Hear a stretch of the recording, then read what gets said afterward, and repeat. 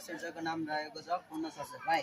पूर्ण सरसफाइ भनेको टोल, विद्यालय, बस्ती जस्ता समुदायका सम्पूर्ण क्षेत्रमा सरसफाइका गुणस्तरीय सेवा सुविधा उपलब्ध भएर वातावरणीय स्वच्छता कायम भएको अवस्था हो। पूर्ण सरसफाइमा सन्तुलित भोजन, व्यक्तिगत सरसफाइ, घरायसी संस्थागत सरसफाइ, महिनावारी स्वच्छता, सुरक्षित खानेपानीको भण्डारण र प्रयोग, चर्बीको सही प्रयोग, ढल व्यवस्थापन तथा वातावरणीय सरसफाइ, सरसफाइ समिति गठन तथा सरसफाइसँग सम्बन्धित योजना जस्ता पक्षहरू पर्दछन्।